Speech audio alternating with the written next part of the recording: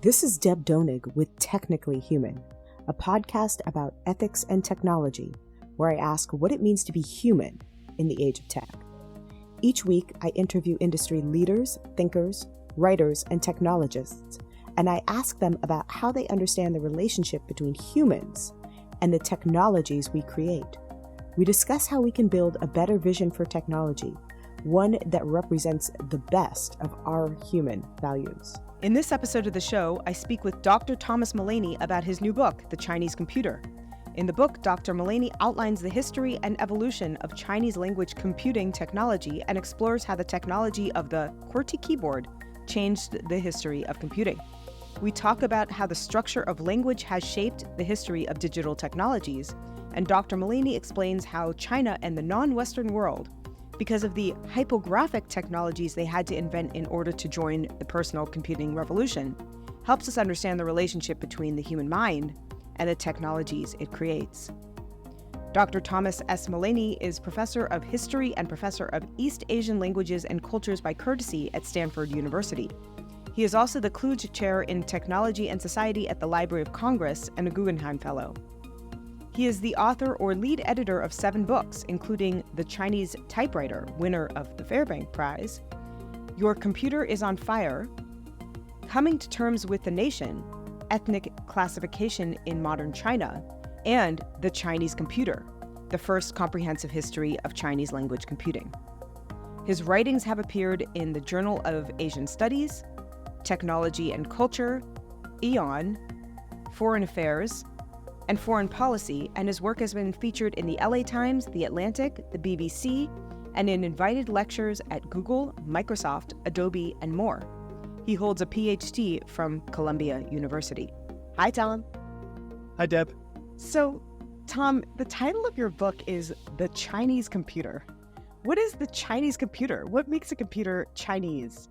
The first thing is that the Chinese in Chinese computer is it's not about computers made in a particular nation state or even computers designed by a particular heritage or ethno-national group. They're computers that are effectively designed to do that which, at their origin, computers were not built to do, which is to handle a writing system like Chinese that has no alphabet, no letters, no syllabary.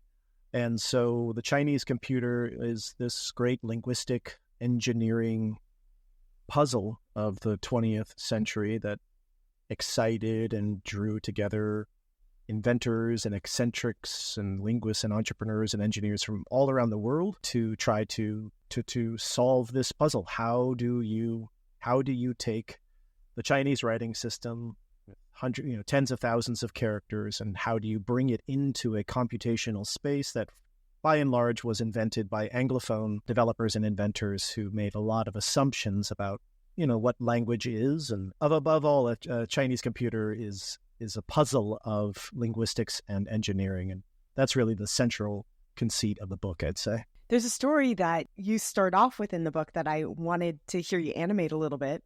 Your journey into writing the book sort of takes off with a decades-long search for a woman in a photograph. This is an audio medium. Our listeners can't see this photograph. So I'm wondering whether you can describe that photo for us, both visually and in terms of what the photograph seems to represent about the nature of the Chinese computer. And then second, I'm hoping that you can also tell us about what about that photo set you off on your search for this woman.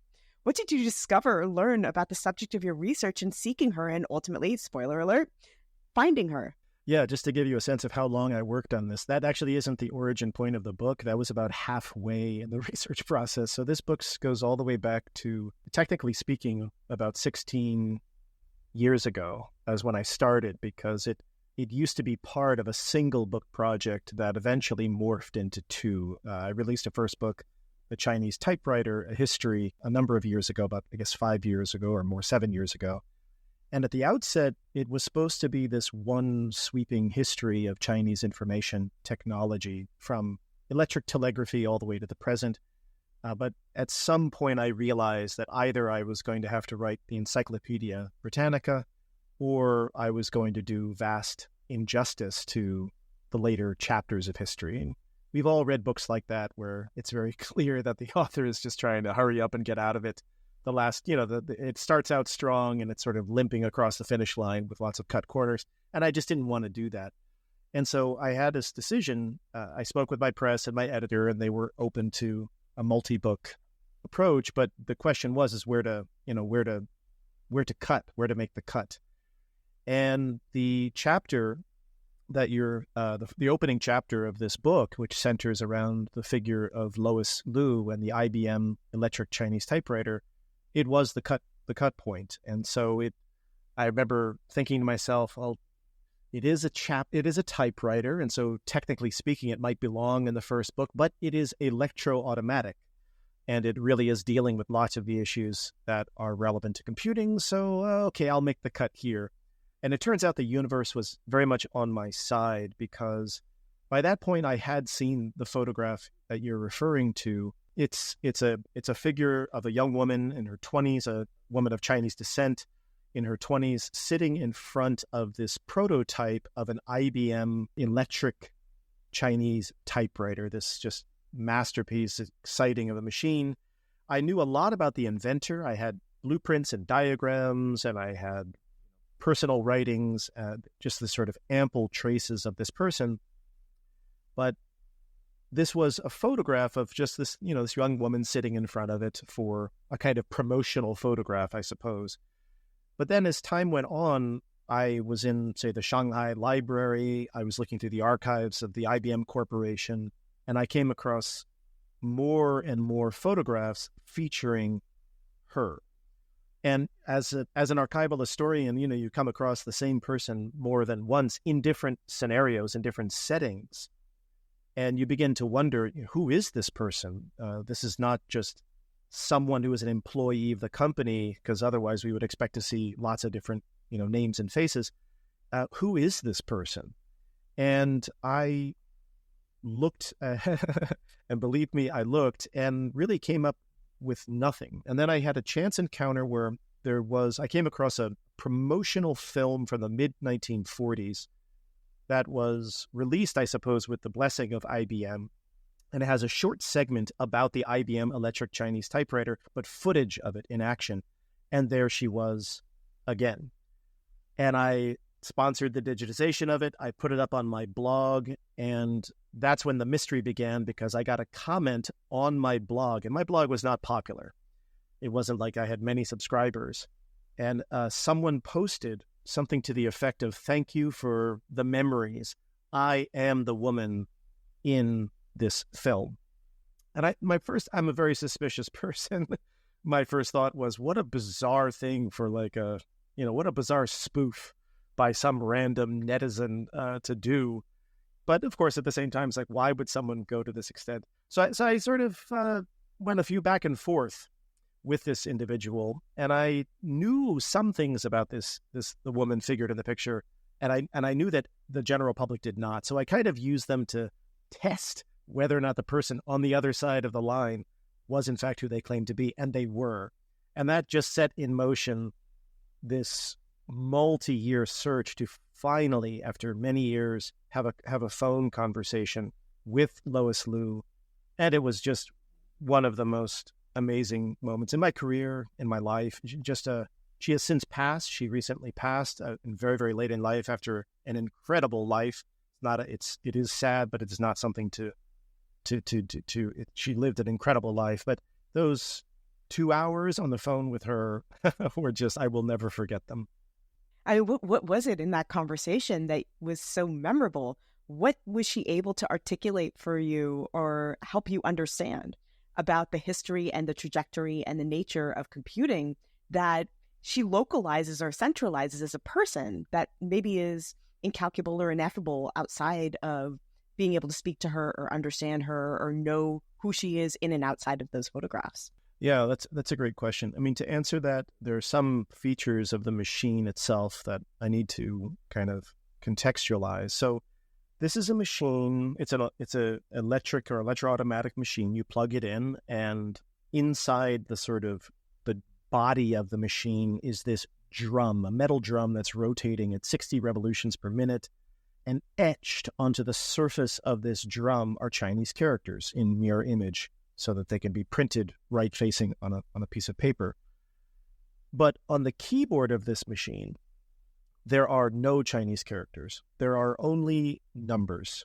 So there are 4 banks of keys, 0 through 6, 0 through 9, 0 through 9, 0 through 9. And through the depression of keys with just numbers on them, you are able to produce a Chinese character on the page. You say, how in the world does that happen? And it happens because every one of the 6,000 or so characters that are rotating on that drum have a unique 4-digit, let's call it an address, a code assigned to it. So 0001 is a particular Chinese character, and 60000 is another one. Well, Lois Liu effectively had to memorize by heart all of the 4-digit codes for as many, if not all, of those 6,000 characters inside the machine. And she had to do that. She not only had to do that in order to make this machine function properly, but because the machine was a prototype, meaning that the inventors at IBM had not mass manufactured it, they were still determining whether they thought there was a market for it, whether or not there would be interest in it.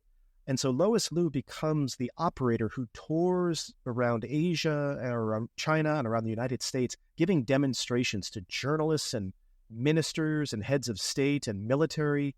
And some audiences are hundreds and hundreds of people in the audience. And they are, at some points, literally yelling out Chinese characters in order for live on stage under the spotlight for Lois Liu to depress 4 digits and either successfully or unsuccessfully produce the character. And everything was riding on her performance. And what's incredible about her story, I mean, she has her own life story of growing up in China, fleeing China during the war with Japan, being married off by her parents sight unseen to a man in the United States, traveling alone as a young teenager who spoke not a word of English across the Pacific, and just this is amazing personal story. But in terms of the story of computing as well, the principal stumbling block for executives at the IBM Corporation and Mergenthaler Linotype is the question of, the way I put it in the book, how much code can the average human being stand?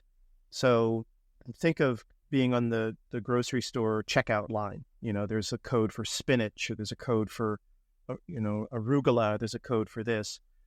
What is the limit? How many codes can you reasonably expect a grocery store clerk to memorize before the whole system collapses, before it's just like it's impossible?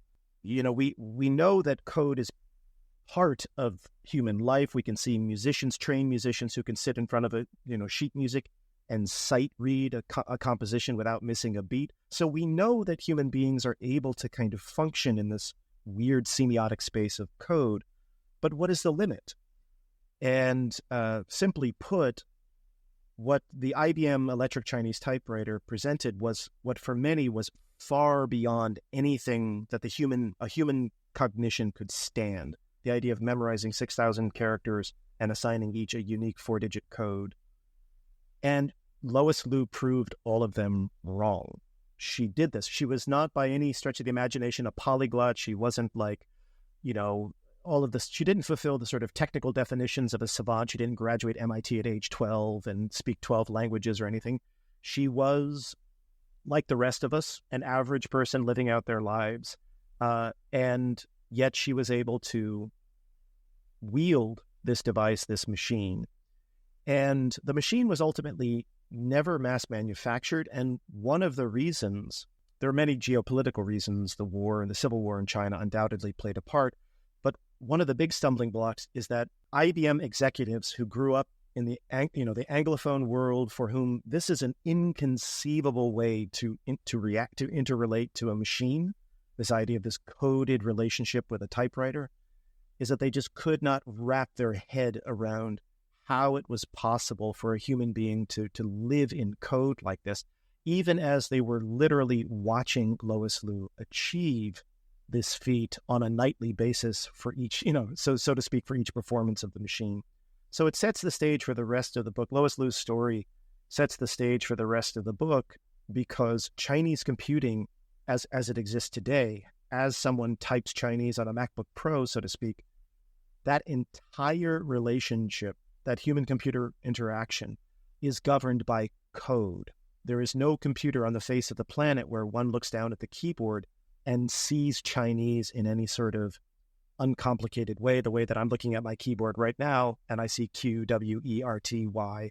So Lois Liu sort of proved the world wrong at this early stage, and I just got to sit down with her and ask, how did you do it? And what was your life like? How did you join IBM? And just, it was an incredible, I will never forget it. Wow.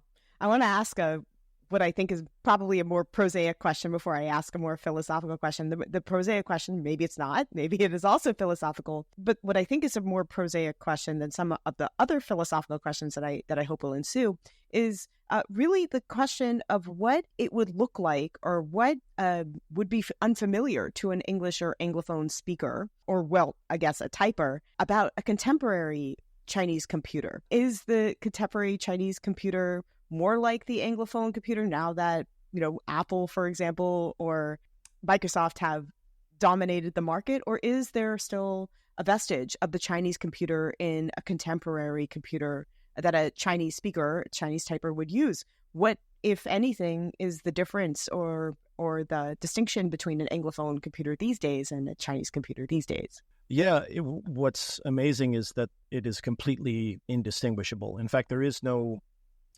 It's a funny thing to say since I've just written a book called The Chinese Computer, but there, in a certain sense, is no such thing as one that you could easily say is distinct from the rest. The simplest way to put it is to describe how it is that you sit down at a computer and type something very basic. Let's say, the Chinese term for the capital of the PRC, Beijing. So it's made up of two characters, Bei, northern Qing capital, northern capital, Beijing.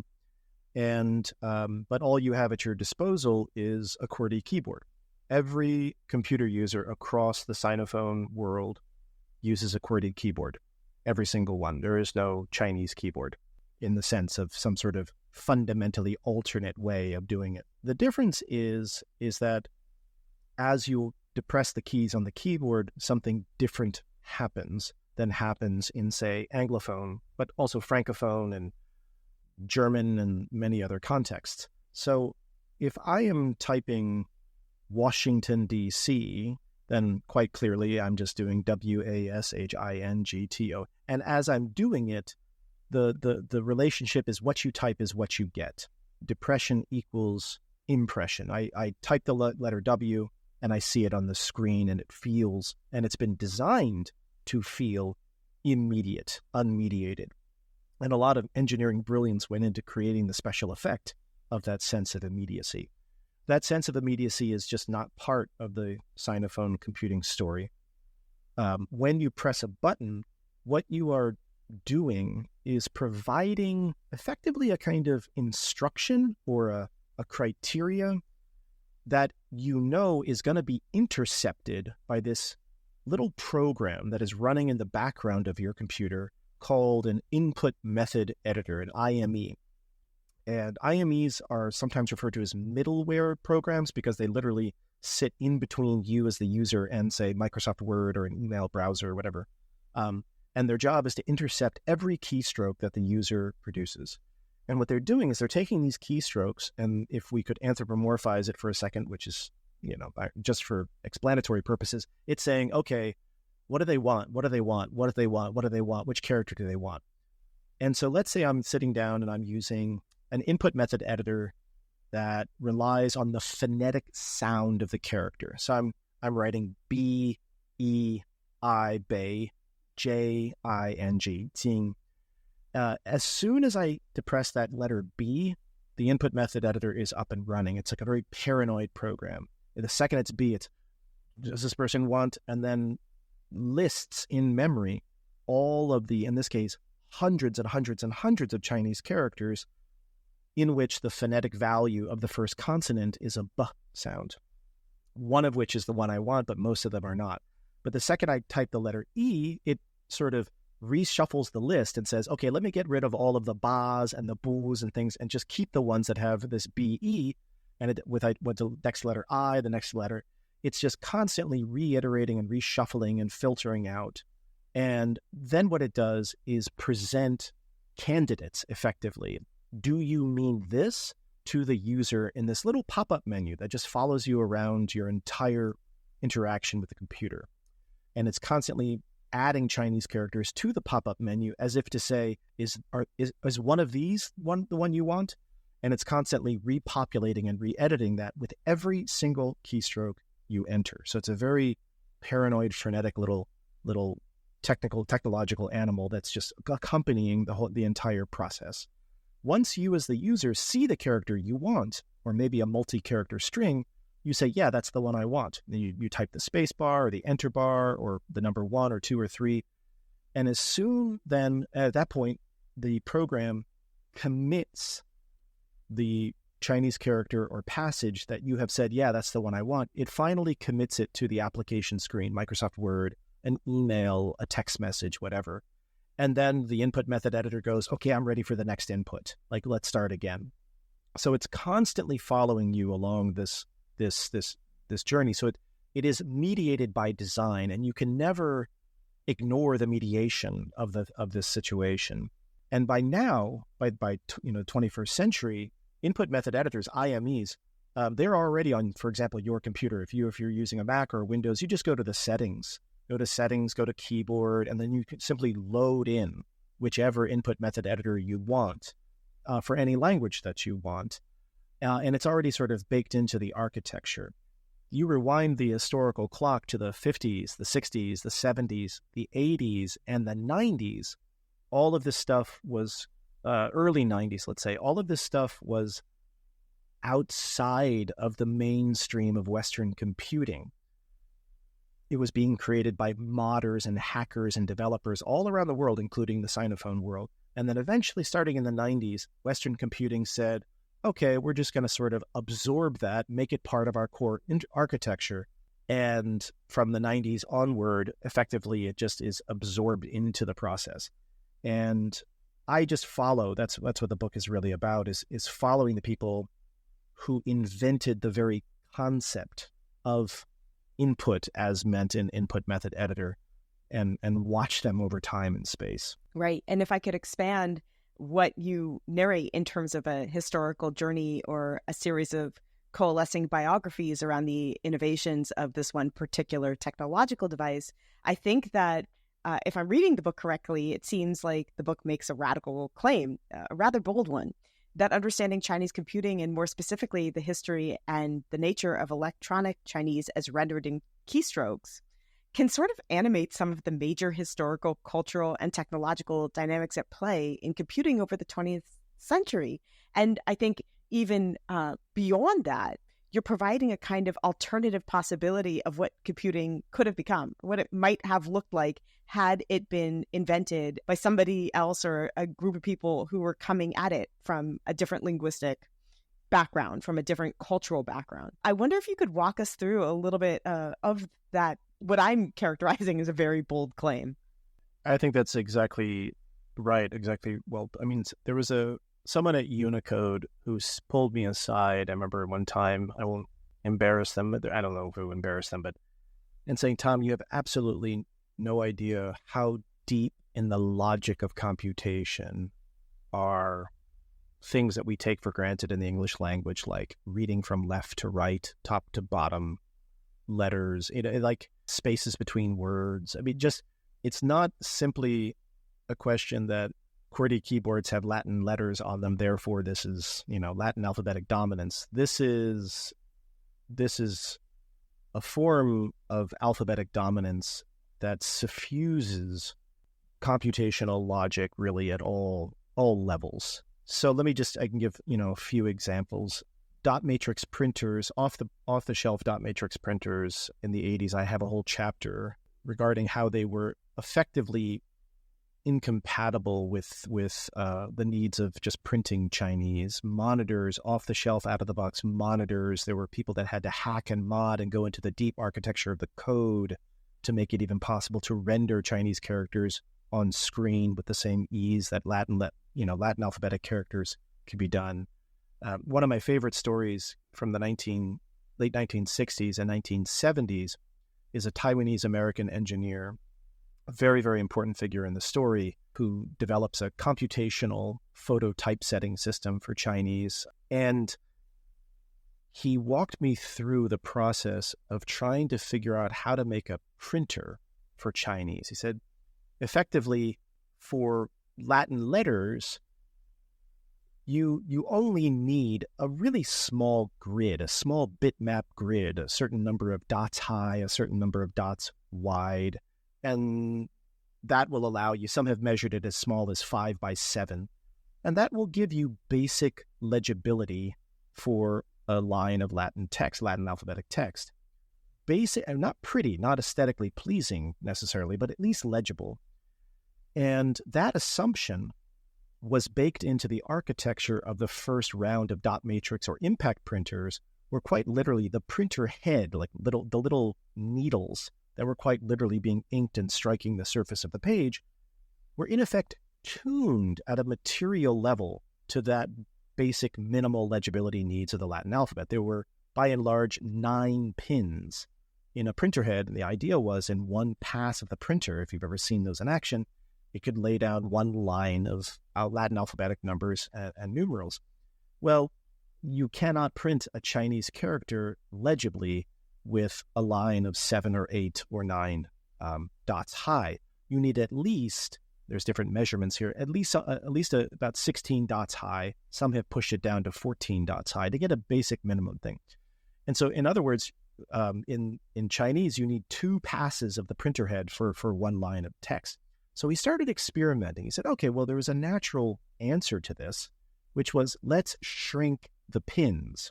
Let's take the metal pins themselves, and at a metallurgical level, we'll just shrink the diameter so that we can pack more pins in and therefore get, a densely packed set of, say, 16 dots along the screen.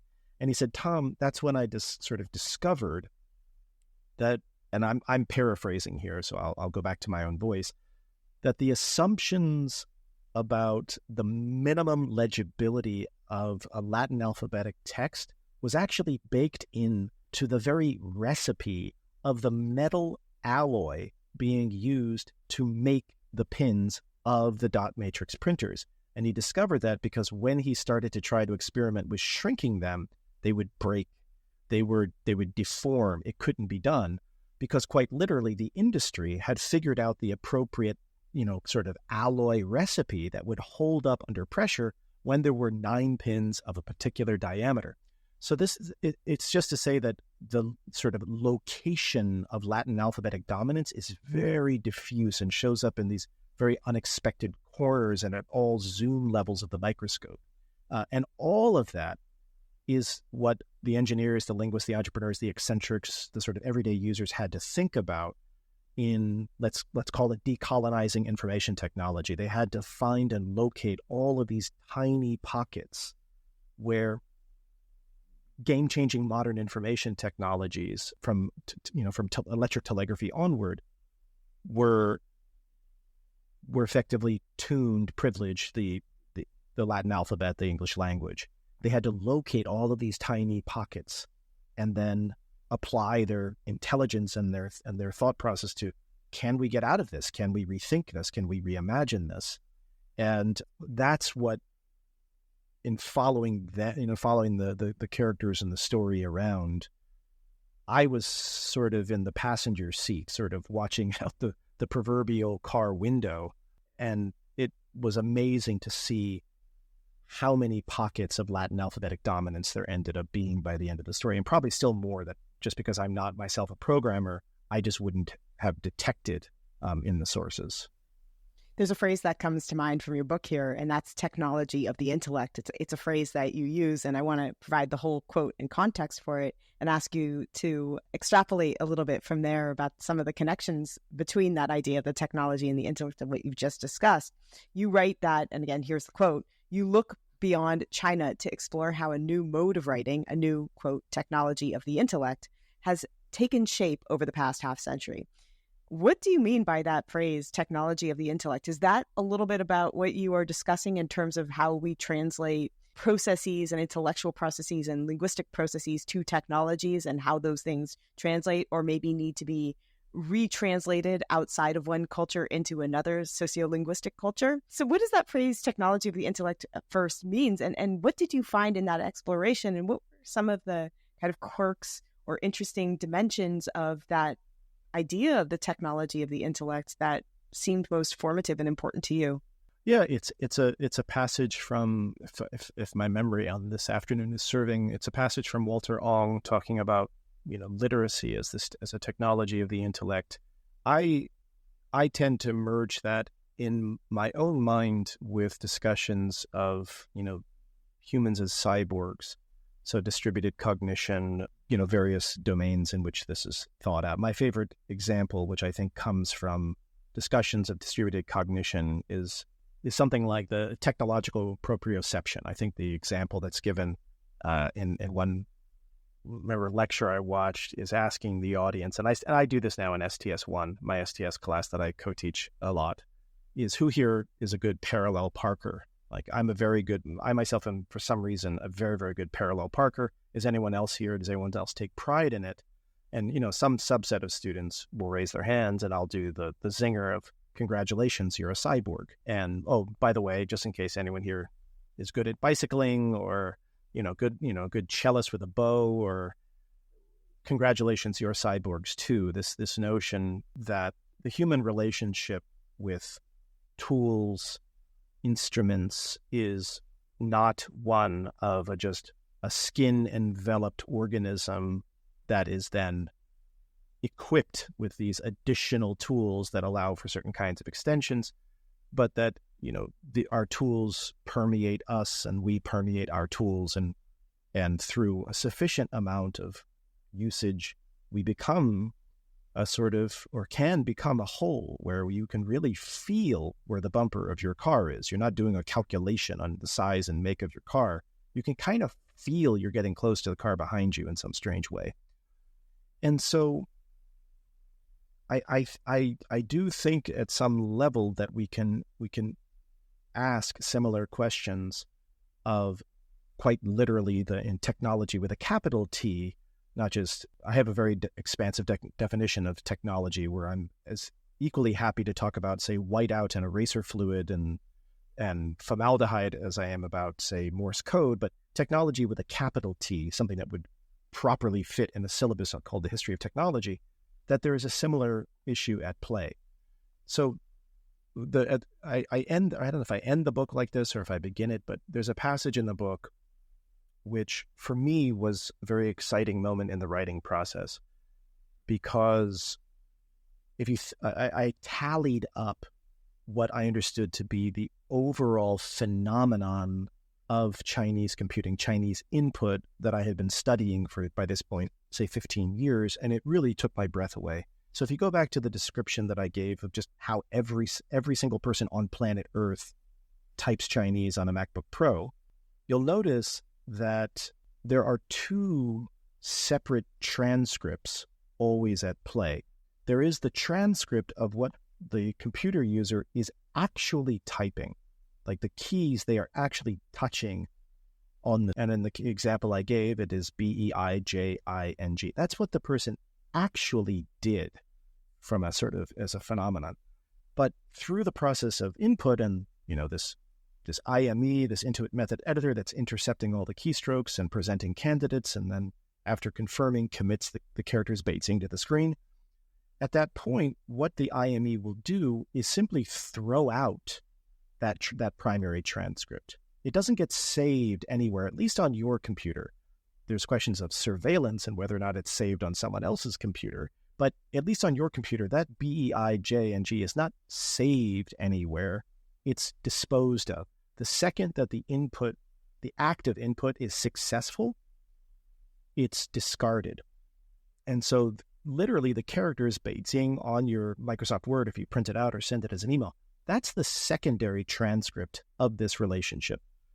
So what's incredible to me, it's really breathtaking to me, is let's say that there are, 800 million Chinese computer or Sinophone computer users typing on their computers and laptops and smartphones, roughly as we speak. And let's just imagine a hypothetical number of keystrokes at an average of 500 per sitting. Well, you do the math on that and you get to whatever number you get to, and then you multiply that by a week or by a year, and conservatively, you arrive at a number in which the primary transcript, this ephemeral, to-be-discarded primary transcript, is larger in size than the holdings of the Library of Congress and is thrown away instantly the second it works. So this isn't just how some Sinophone computer users operate. This is how all Sinophone computing works.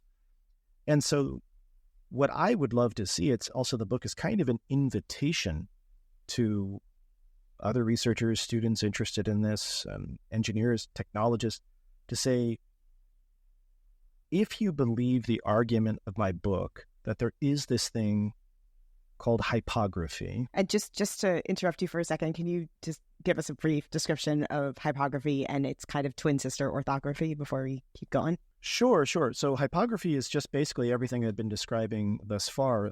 A hypograph in this story are the letters B, E, I, J, I, N, G. That, by the definition of this book, is a hypograph. A hypograph is defined as a form of writing whose only purpose in existence is, if you think of it semiotically, the only purpose of it is to signify another signifier. Its only purpose is to help you find the characters Beijing, and as soon as you find Beijing and you type Beijing on Microsoft Word, then BEIJNG is thrown away, and the characters Beijing then function all those classical roles of semiotics.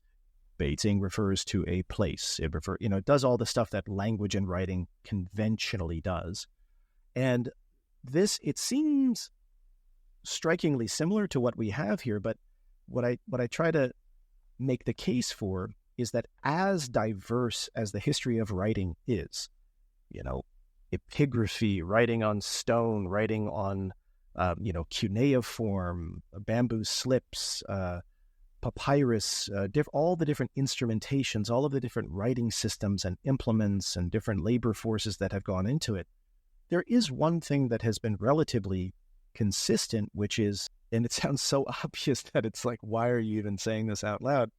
But what I write is what I wish to appear.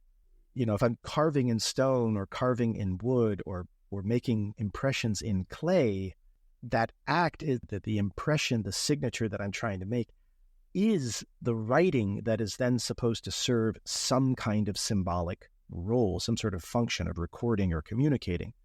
Hypography is different because all of those trillions and quadrillions of keystrokes that are happening as we speak do not ever result in any kind of trace of themselves. They are destroyed the second that they achieve their goal of helping you locate the Chinese character you actually want. And so this is where the act of writing is not anymore an act of composition or of production. It is writing effectively as an act of searching, or writing as an act of retrieving something from memory. And those two things are not the same. And so all input, I make the argument in the book that all Chinese input, every input method editor that exists, but also for that matter, Japanese input, Korean input, there's other types of input out there in the non-Western world, all of those fall under this rubric of hypography, where the hypo, and this is like, think of hypothyroidism. It's something that is sort of under the level of writing.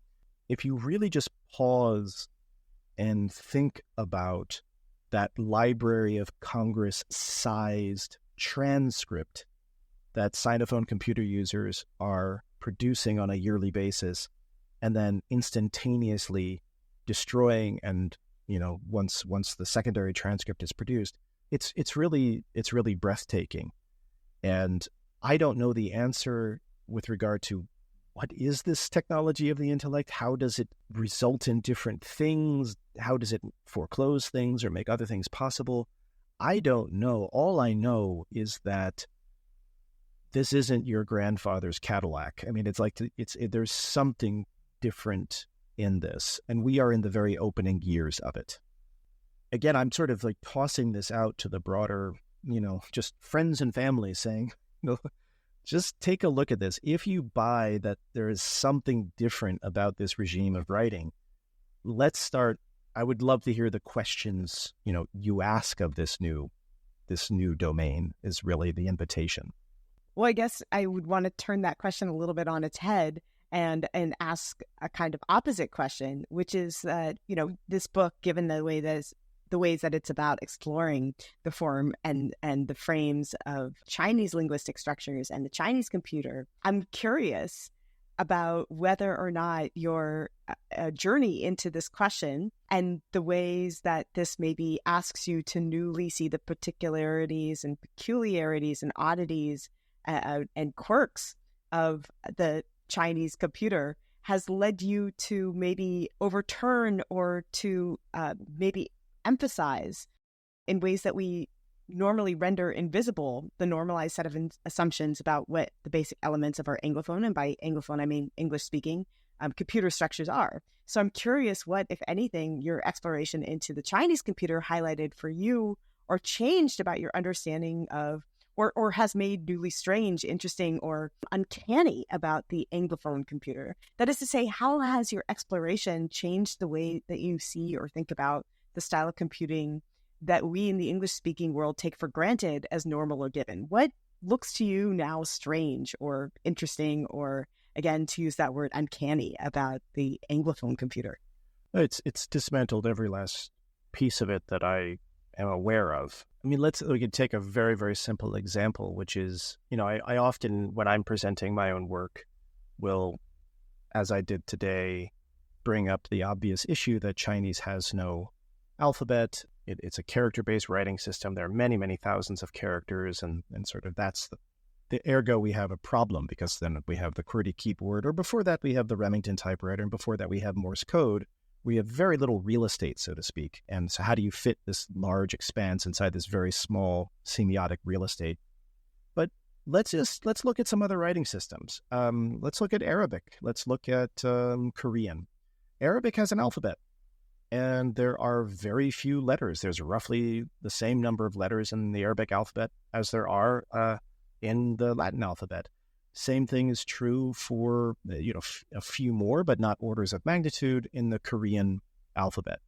What I'm getting at here is, in theory, if it were simply a question of the size of the character set, so to speak, to use the technical term, then the 19th and 20th and 21st century of Arabic typewriting computing should have been a walk in the park. Korean typewriting computing should have been a walk in the park. And it wasn't. It, in fact, was confronted with many of the same kinds of digital exclusions that I write about with regard to Chinese. So the question is, why? I mean, it's great. It's got a small character set, and that's because Latin alphabetic dominance extends far beyond the question of the size of the character set. It also, the Latin alphabetic dominance has baked into it all sorts of assumptions about what a quote-unquote normal writing system, how it behaves. So in the case of Arabic, it is technologically, not intrinsically like God ordained, but it is technologically strange from the perspective of 19th century typewriting engineers and 20th century computer engineers that the letters of the Latin or the Arabic alphabet connect. That connected writing, which is central to Arabic and Arabic-derived writing systems, that violates the basic assumption of Latin alphabetic writing for a very long time in sort of Western European Anglophone history of the separation of letters. Separated letters is a core part of the logic of typewriting and a core part of the material logic of computing. And so that becomes a reason. So the simplest way you can do it is, in theory, like a movable type. If you want to set Arabic and movable type using metal pieces, it has the same number of letters as roughly as the Latin alphabet. And so in theory, it should be just as easy to set Arabic in movable type as it is to set English, except that you need, maybe 4 times the number of metal pieces for Arabic because it has to accommodate with a particular set of behaviors of the writing system. Now, a listener might say, well, maybe some subset of listeners might say, aha, doesn't that prove that there really is a kind of comparative efficiency of the Latin alphabet or a comparative inefficiency of another writing system? And the answer is no, and this brings us back to the technology of the intellect, because we are always talking about instrument and medium mediated writing environments. If you take out a block of wood or a sheet of copper and you start making a copper plate engraving as a way of making, printed reproductions, or a xylographic mode where you're carving into wood, there's no problem at all. Not only is there no problem with Arabic in either of these settings, or for that matter, Chinese, or for that matter, Korean, in fact, it opens up all manners of various art forms, the combination of script and image, of diagram and image, and all the stuff that today requires like Adobe Premiere to do effectively could be done with a woodblock and, a carving tool. But once this multimodal world begins to get thinned out as this ecology of inscription and transmission begins to thin out and give us what's basically left over with this monoculture of one code point, one glyph, one key, one glyph, one address, one glyph. That's a technological monoculture that we effectively are left with, to where, you could do some cool class at the Center for the Book and learn to do woodblock carving, but you're not going to print a newspaper with that. You're not going to do anything, large scale and quote unquote modern with that. That's kind of been rendered. That's an arts and crafts kind of thing. If you want to be part of this industrial print capitalist world, you have to walk the walk of the technological monoculture. And once you do that, this very clear hierarchy of greater and lesser efficiency is imposed very strongly. And at the apex of that is the Latin alphabet. Why? Is it because of the actual intrinsic efficiency of the Latin alphabet? No, it's because, the sporting match in which the gold medal is being given out was like custom designed, in which every last thing that this particular athlete does is the definition of winning. And so if you do that, yes, English is going to be on the gold podium every single time at the end of every game throughout these linguistic Olympics. So that it was really, the book, I hope that people will read it outside of area studies, in the sense that if someone wants to dismantle in their mind or render strange that which, the aquarium in which they are swimming, I hope that's what this book does, because it really tries to show, not just philosophically, but quite literally, here, there, over there, here. These are all the location of a kind of technological colonialism. These are the locations of it. So for me, over the course of these 16 years, it totally dismantled and parochialized and sort of miniaturized and de-universalized something that probably somewhere in my heart of hearts I held as universal, just because this is the water I grew up in as a fish.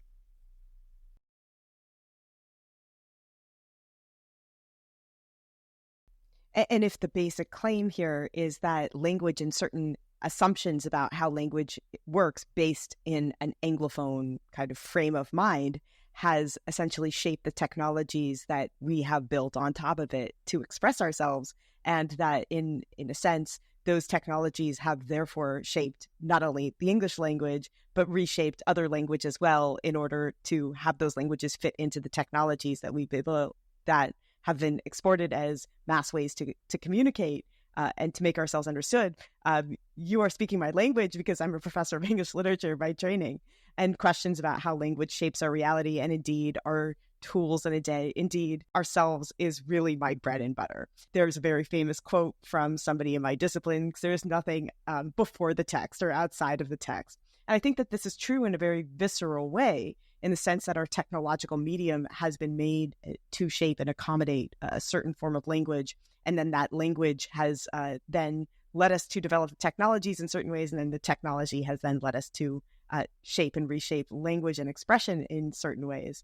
And I think on a very large scale, you make the case that language has really shaped the basic core tenets of our computers, that our keyboard, that our decisions about how to structure it, that the peculiarities and peccadillos of our specific language, that is to say English, have shaped our digital technologies objects at their core and are at the frontier of machine and human interaction at this stage.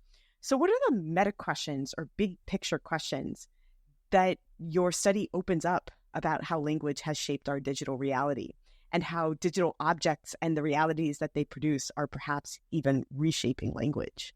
I think there are two invitations.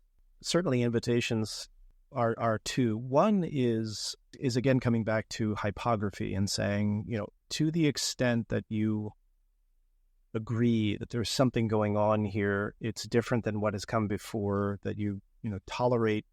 I'm not a big advocate of neologism in general, but I felt like I needed to. There wasn't a word for what I was after, which is why the coinage. If you buy that we are sort of in the incunabula period, we're in the first 50 years of this thing, which is not limited to China.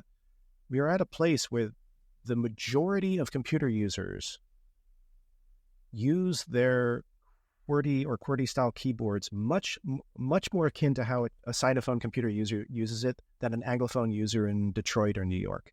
The majority of computer users use it more like a Chinese computer than, say, an Anglophone computer. So but at the same time, everyone still assumes that what you type is what you get is the dominant and only sort of central way. So we're living in this very paradoxical moment when the assumed and still the conceptually hegemonic idea of immediacy and what you type is what you get is in fact the minority by maybe like a percentage point.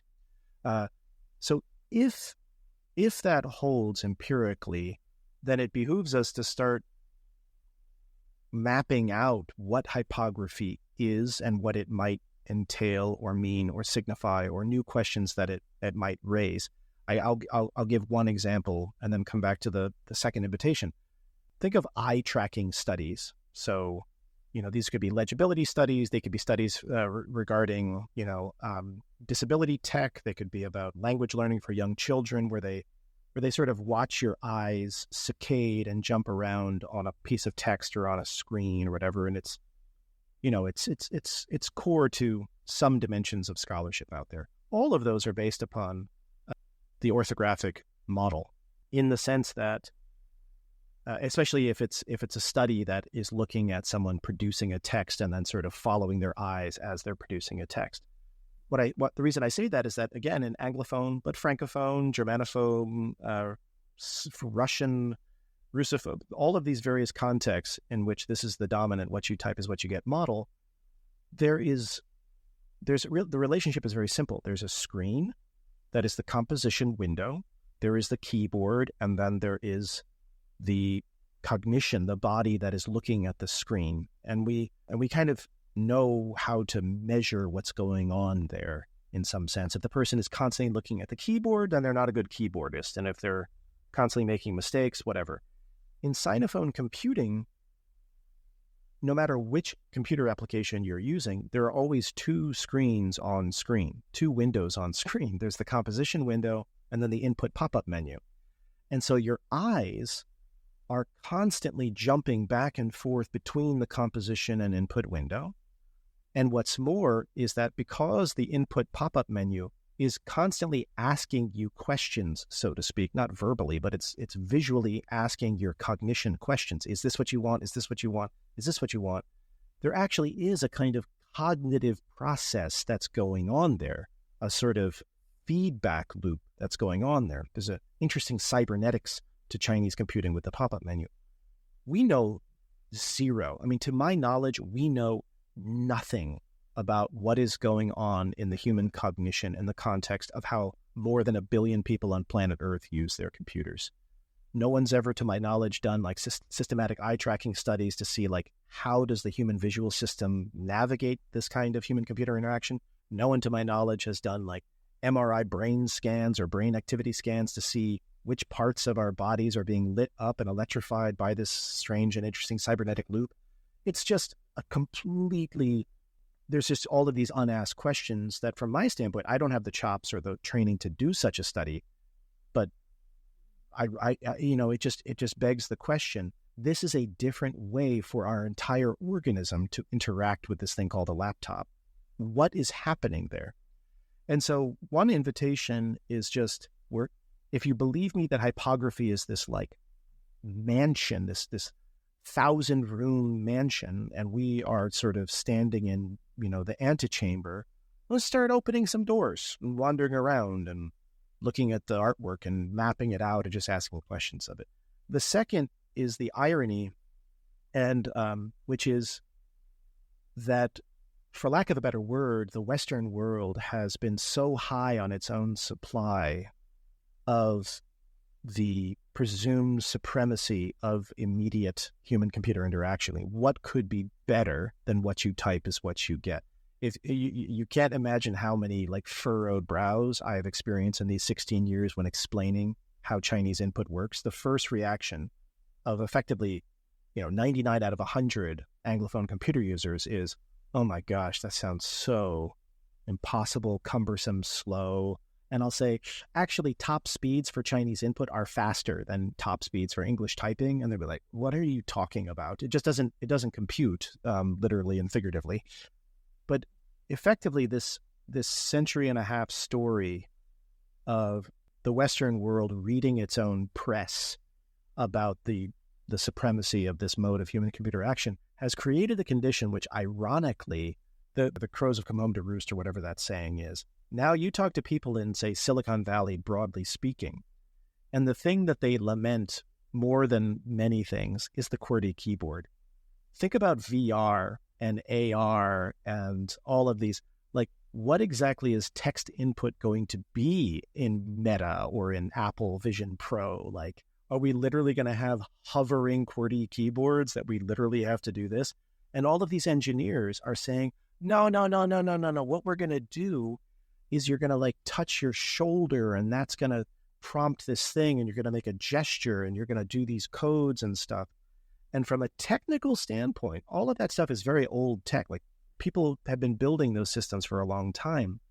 But what they're facing is an Anglophone tech community or market, so to speak, that has exactly zero appetite for experimenting with alternate forms of human-computer interaction, because they have been steeped in the bath of the absolute supremacy and perfection of the existing mode of what you type is what you get for a very, very long time. Whereas you would never wish this upon your worst enemy. You would never wish this upon someone. But out of a century and a half of a story of anxiety and quite literally, episodes of outright colonial and semi-colonial exchange and all of these language crises and racial hierarchies and so forth, that the Chinese linguistic universe, so to speak, and the techno-linguistic universe is one in which there is no default permitted. There is no immediate human-computer interaction to fall back on. There is only this alternate mode of interacting. And what that creates as a condition of possibility for, say, Chinese tech companies is that they can unfurl, by and large, unprecedented, strange invitations to larger markets of, why not try this way of doing this? And the uptake, at least anecdotally, is a lot faster. It's a lot faster. The number of people in the Chinese tech market that would, if they were in the Anglophone market, be considered early adopters is way higher. But that's not because of a disposition that there are literally more early adopters in China versus, say, the United States.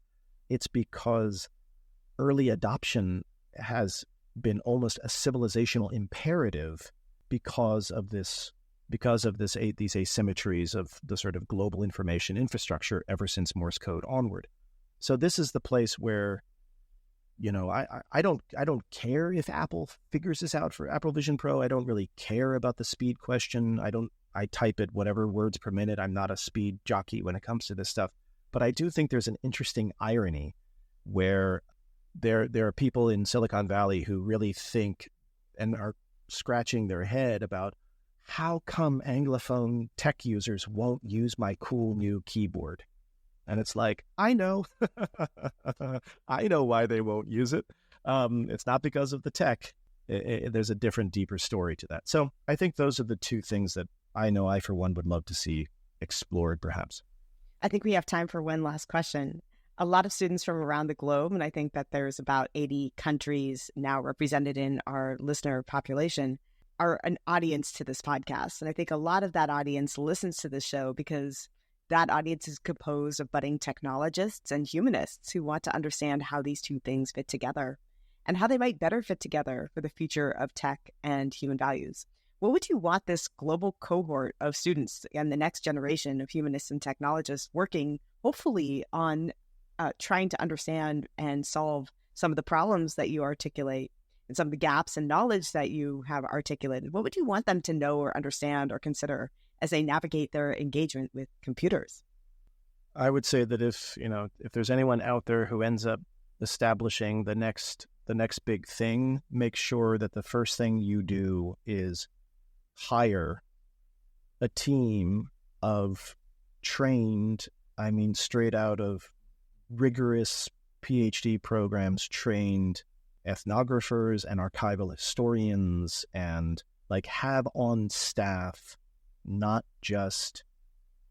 don't limit the environment to those who exclusively just geek out on wicked hard problems, because as it turns out, and this is just sort of a general sense that we try to instill in STS, is such an untold number of the sort of unintended negative consequences, the road to hell being paved with good intentions. So many of those good intentions are produced in this vacuum-like environment of just feasting on the coolness of a wicked problem and seeing everything as in need of or in search of a technical solution, or interpreting every technological failure as a technological problem. The story of Chinese computing, I think, to me, reasserts that if, I don't know, you name it, if Mergenthaler Linotype, if IBM, if Apple, if Microsoft, if there had been someone in any of these outfits who were thinking in a serious, rigorous way about the broader situations and contexts of language, they would have been the one before anyone else to have arrived at something that actually would have been to the benefit of a large number of people. Wouldn't have just been about being first to market. Simply put, the story of digital exclusion, there's absolutely no reason for it to have lasted as long as it still lasts today. There are still known cases of major computer applications in which even basic functionality in major world scripts, let alone world scripts used by smaller communities, that simply don't function. If you want to go see this, open up I don't know which Adobe application it is, and try to copy and paste Arabic. Copy and paste doesn't really work. And again, let alone what some kind of ability to take part in participating in this just thoroughly digitally mediated world that we inevitably and sometimes tragically live in, where some people just can't fight with their loved one. They can't send a text message to their grandma. They can't I forgot, could you pick up this one extra thing at the grocery store? There's just the better and for worse. And we do live, and we are the great-grandchildren of a technological monoculture that is far less diverse than it was in a much more multimodal environment. And that's hard enough to accept, but it's intolerable that within that technological monoculture, that there, by for example, the estimates coming out of Unicode, somewhere in the order of 90+% of all living languages are categorized as digitally disadvantaged today, as we speak, just unable to take part in the same kinds of digital mediation that the big languages, the lucrative languages, are. And this is not a story that is born out of the last 5 years or 10 years. It is the the legacy of a story that dates back to the mid-19th century. I don't think it has to last or has had to have lasted as long as it has. You know, take a step back. If you yourself don't have the proclivities to sort of dive into the annals of history or into embedded ethnographies and participant observation and just sitting and thinking with communities, then just make sure that you're surrounded by those who do, so that they can be your extra pair of eyes, a sort of conscience, a critical sounding board. But please don't start another one of these companies that just repeats this same chorus over and over again. That would be my hope and dream. Thank you very much, Tom. Thanks.